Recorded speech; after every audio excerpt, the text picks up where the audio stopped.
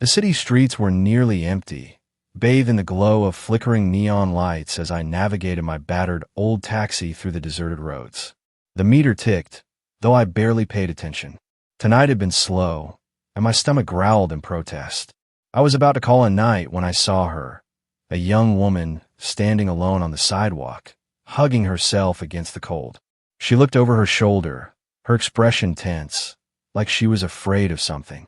I pulled up beside her, rolling down the window. "You need a ride?" I asked. She hesitated, biting her lip before nodding. "Yeah, but She stopped mid-sentence. She looked down, hesitating before finally saying, "I don't have money right now." Her voice wavered, and for a moment, I saw something in her eyes, something that didn't match her simple clothes or the way she was shivering.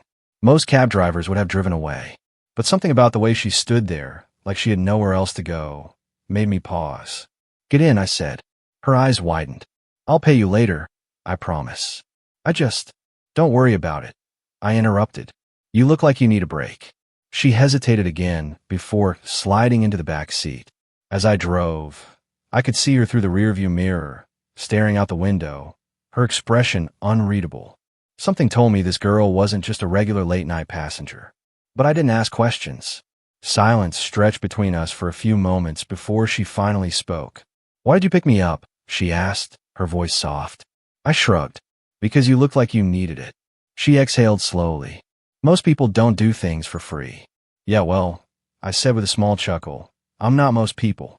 She studied me for a moment before saying, "What's your name?" "Daniel," I replied, glancing at her in the mirror. "You?" She hesitated before finally answering. "Emily." There was something in the way she said it, like she wasn't used to telling people her name. We fell into a quiet conversation. She asked about my work, my struggles, and before I knew it, I found myself opening up about my mother's hospital bills, the crushing weight of debt, and the constant struggle of making ends meet. "I bet you're wondering why I'm out so late," she mused. I shrugged. "It's not my business." She smiled faintly, but her eyes held something else, a sadness I couldn't quite place. I dropped her off at a quiet neighborhood, one that didn't match her worn-out clothes. Before she stepped out, she turned back to me. "Thank you, Daniel," she said softly. "I won't forget this." I nodded. "Stay safe, Emily." And then, she disappeared into the night. The next morning, I was back in my cab, exhausted and running on cheap coffee. My mind drifted back to Emily, wondering if she was okay. But then, something unbelievable happened. As I pulled up to my usual stop, a sleek black car parked beside me. A man in a crisp suit stepped out, eyeing me like he was evaluating me. "Are you Daniel?" he asked. I frowned. "Yeah." "Who's asking?" He handed me an envelope. Thick, heavy. "Miss Emily asked me to deliver this to you." His voice was formal, but there was something behind his words, like he knew something I didn't. I stared at him, my pulse hammering. "What is this?" "Open it," he said simply. With shaking fingers, I tore it open. My eyes widened as stacks of crisp bills stared back at me. A note was tucked inside. "For the kindness you gave without expecting anything in return. Consider this a start. Emily." I froze. Who the hell was she? I tried to process what just happened, but before I could react, the man cleared his throat. "Miss Emily wishes to meet you," he said. "She'll be expecting you at this address." He handed me another card. A penthouse address. I swallowed hard. This wasn't just a normal girl. This was someone powerful, someone rich, and I had no idea what I just stepped into. I almost didn't go, but curiosity burned inside me. When I arrived at the towering penthouse, my heart pounded. The doorman let me in without question. Everything smelled like money, power, influence. And then, there she was, Emily. But she wasn't wearing worn-out clothes anymore. She was dressed in an elegant black dress, her posture poised, her aura completely different. "Welcome, Daniel," she said, her lips curving into a knowing smile. I stood frozen in her lavish penthouse, my mind struggling to process the transformation in front of me. The girl who had sat in my taxi last night, trembling in the cold, was now standing before me in an elegant black dress, her presence exuding an air of quiet power. Emily wasn't just some random girl stranded at night. She was someone with influence, someone with wealth. I swallowed hard. "So who are you?" "Really?" She took a deep breath, crossing her arms. "That depends." Do you want the truth, or do you want to keep thinking I'm just some lost girl you gave a free ride to? I exhaled sharply. I want the truth. Her gaze lingered on mine for a moment before she walked over to the grand floor-to-ceiling windows. The city stretched beneath us, glittering like a sea of golden lights. She tapped the glass absent-mindedly, her voice quieter when she spoke again.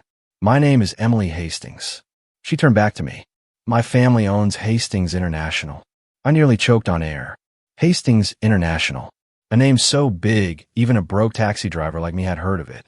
One of the largest corporate empires in the country. I let out a short laugh, shaking my head. No way.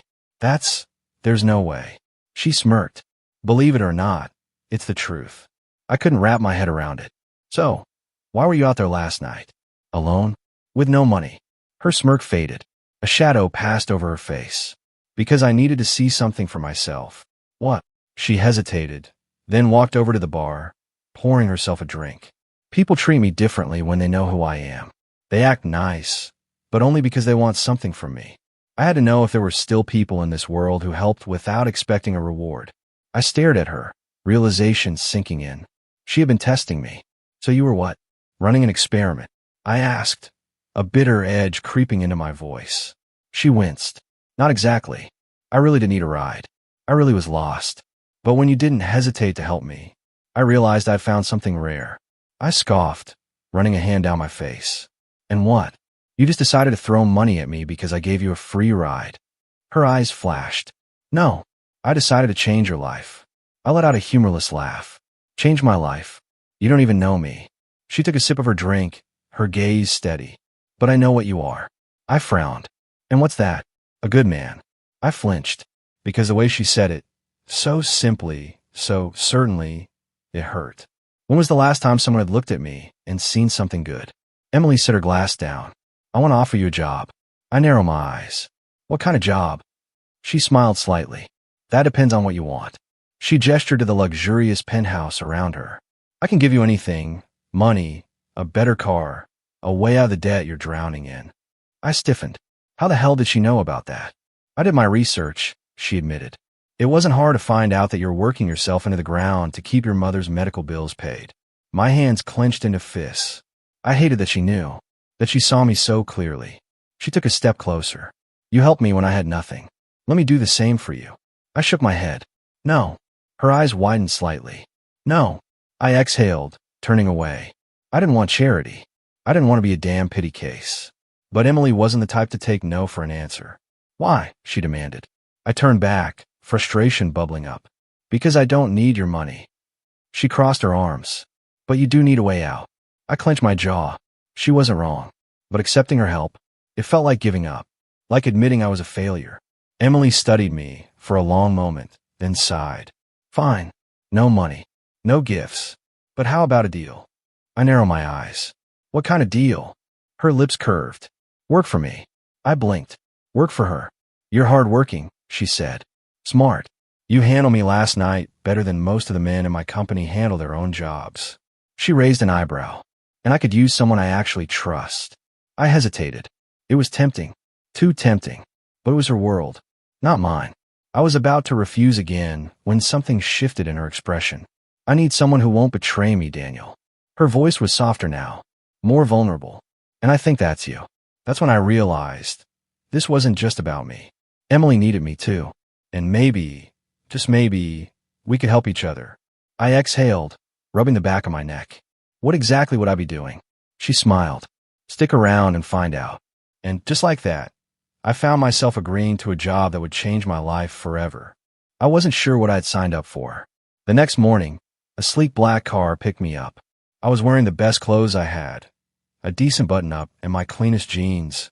Compared to the penthouse I was being driven to, I looked like a lost delivery guy. Emily met me at the entrance, her expression unreadable. She looked different, colder, more like the powerful woman she had hidden from me before.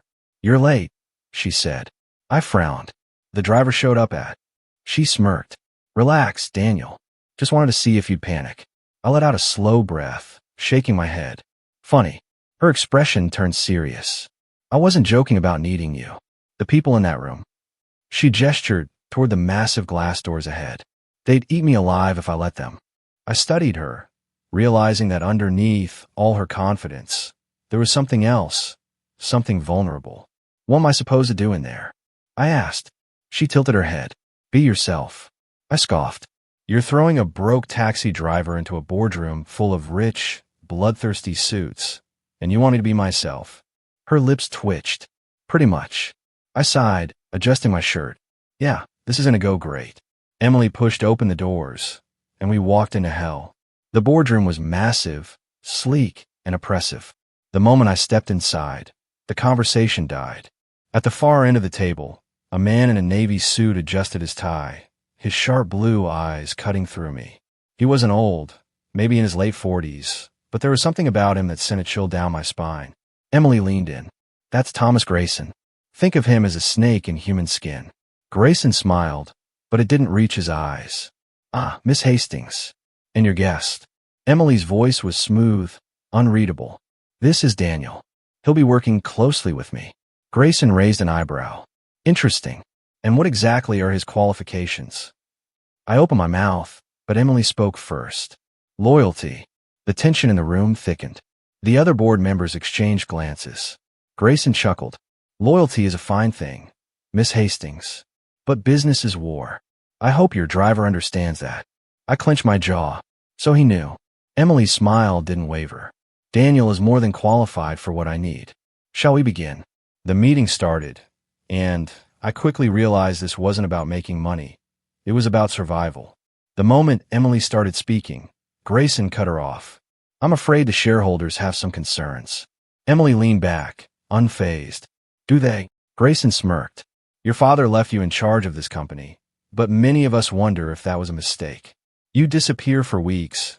You make questionable hiring decisions. His eyes flicked toward me. And yet, you expect us to trust you? Emily didn't flinch. I don't expect anything. I earn it. Grayson chuckled. Then why don't you prove it? Asterisk, asterisk. The tension was suffocating. This was a power move, and Emily knew it. I could see it in her clenched fists. So I did the one thing I was good at. I spoke. You ever been in a taxi, Grayson? The room fell silent. Grayson frowned.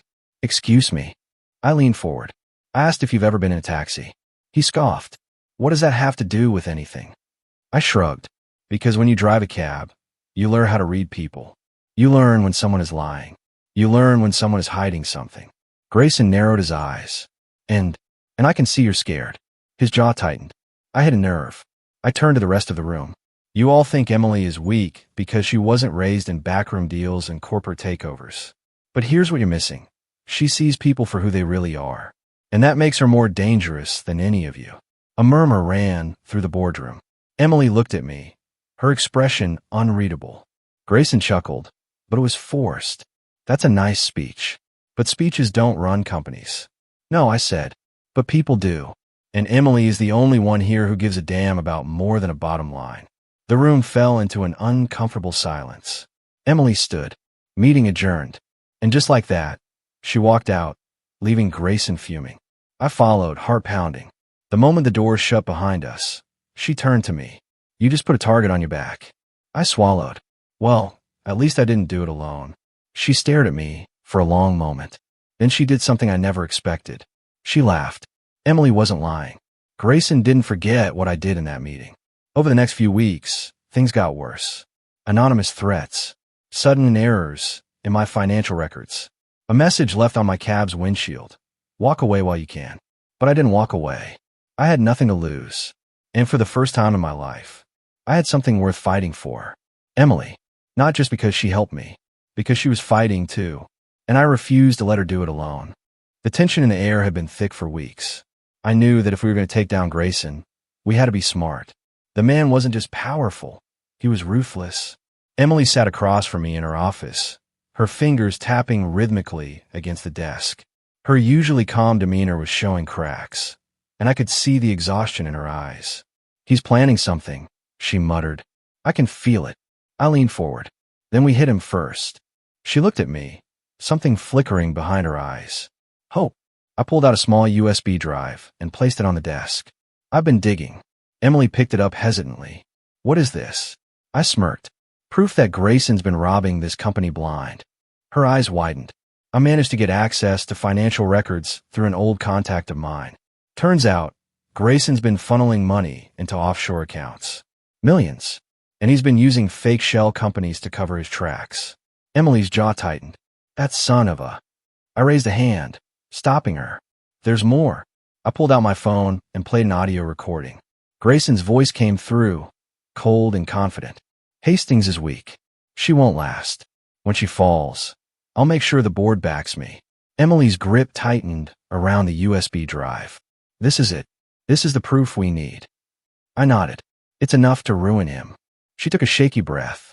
So how do we use it? I smirked. We make sure his fall is as public as possible. Grayson had made one thing clear. He thought he had already won. That arrogance was his weakness. Emily set up a high-profile meeting with the company's top investors. It was supposed to be about the company's future.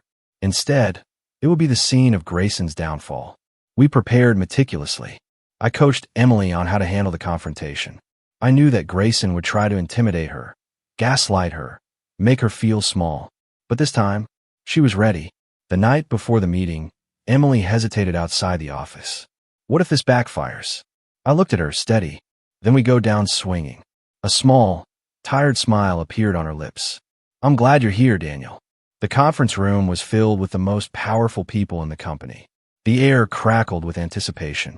Grayson strolled in confidently, smirking as he took his seat. Emily, he greeted smoothly. I assume this meeting is to discuss your inevitable resignation. The board members chuckled. Emily's expression didn't waver. Actually, Grayson, it's about you. The laughter faded. Grayson's smirk twitched. Excuse me. Emily stood, walking to the front of the room.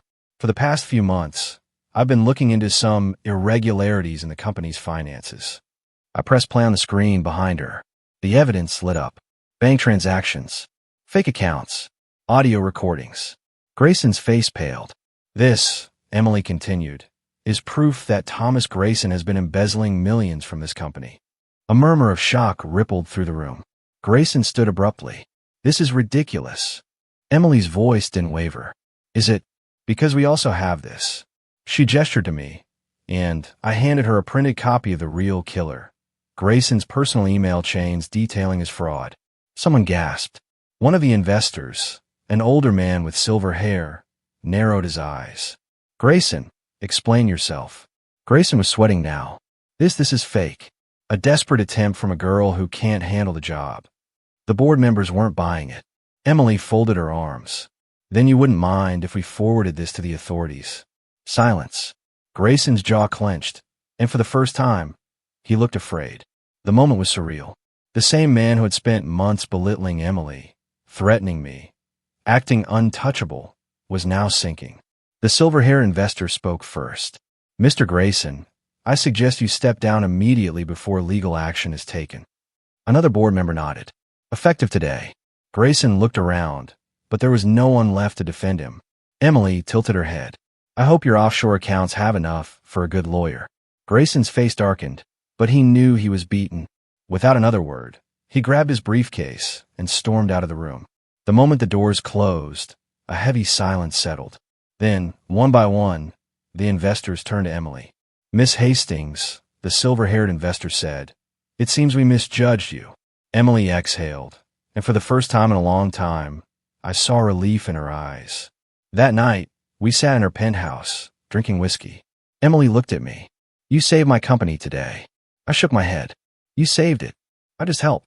She studied me for a long moment. Then stay. I frowned. What? She set down her glass. Work for me. Not as an assistant. As my partner. I stared at her, my chest tightening. A broke taxi driver. A woman born into power. But maybe, just maybe we were stronger together. I nodded. Okay. The next morning, I looked out at the city from Emily's penthouse.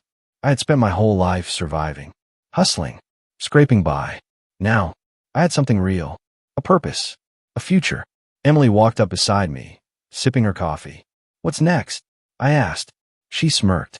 We build something bigger, together. And, for the first time in my life, I believed in tomorrow. Life has a funny way of turning things around. One night, I picked up a stranger in my taxi. I gave her a free ride, not knowing she was a millionaire. And because of that single act of kindness, my whole world changed. Some people say that power is about money, connections, status. But I learned something different. Real power is built on trust, on loyalty, and on the moments when we choose to help someone, expecting nothing in return. And sometimes those moments can change everything.